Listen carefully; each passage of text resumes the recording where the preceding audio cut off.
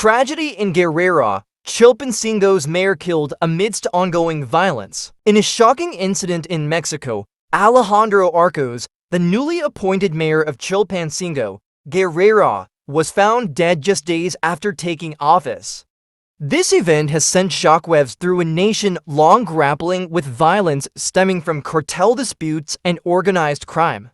The murder not only highlights the ongoing tensions in the region, but also raises serious concerns about the safety of public officials in the increasingly unstable security situation. Background of the incident: Alejandro Arcos had only been in office for 6 days as the mayor of Chilpancingo before the tragedy occurred. On the fateful day, Arcos reportedly traveled alone to a meeting in Petaquillas, a nearby town. According to Mexico's security minister, Omar Garcia Harfuch, Arcos chose not to have a security escort or request protection from federal authorities. After communication was lost during his journey, his body was discovered several hours later. While the specifics of the meeting Arcos was attending have not been disclosed, Minister Harfuch emphasized that the investigation is ongoing and that authorities are cautious about releasing further details. He also declined to provide information on whom Arcos may have been meeting, citing the need for confidentiality in the investigative process. Security situation in Guerrero. Guerrero, particularly Chilpancingo, has long been a hotspot for violent conflict between cartels and criminal groups.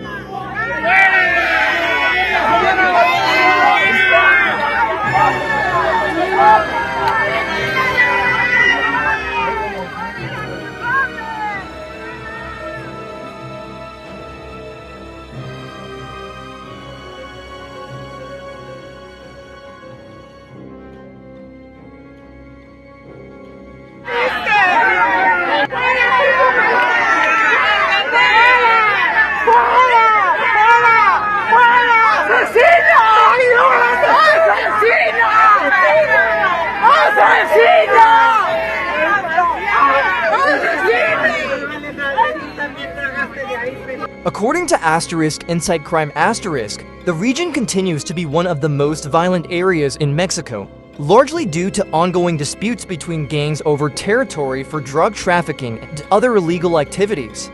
Such violent acts are frequently used by cartels as a form of intimidation toward officials or groups seen as threats to their operations. As highlighted by the Council on Foreign Relations rival factions often rely on brutal tactics to instill fear and assert dominance in certain areas.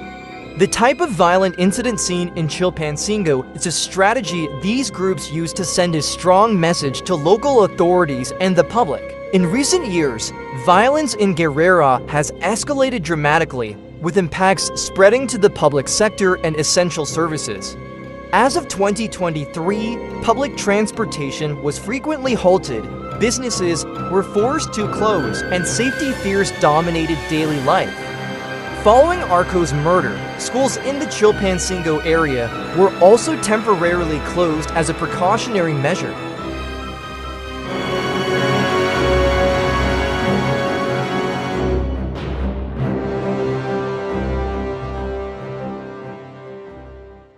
Impact on government and society. The death of Arcos has drawn national attention, particularly as it occurred just before newly elected President Claudia Sheinbaum was set to announce her security strategy. Her administration is expected to bring fresh approaches to tackling the ever-growing violence. However, the incident underscores the monumental challenges the government faces in enforcing law and order in areas plagued by organized crime. Furthermore, the murder of this public official reflects the direct threat to local leaders who dare to confront cartel power. Arcos' funeral saw mourners line the streets, tossing flower petals in tribute to their mayor. This incident paints a grim picture of Guerrero's vulnerability, where even high-ranking officials are not immune to the violent forces at play. Conclusion: the tragedy that befell Alejandro Arcos serves as a stark reminder of the grave risks faced by public officials in regions riddled with cartel influence and organized crime. Guerrero, long a center of violent conflict, requires a comprehensive security approach and strong federal action.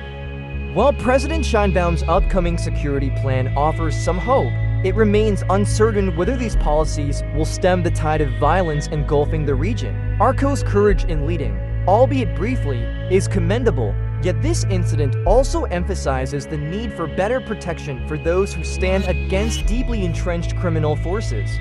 Moving forward, the government and international community must closely monitor developments in the area and support any efforts aimed at restoring peace and stability in Guerrero. Reflective response. This tragic event serves as a sobering reminder of the complex realities faced by public servants in regions plagued by organized crime.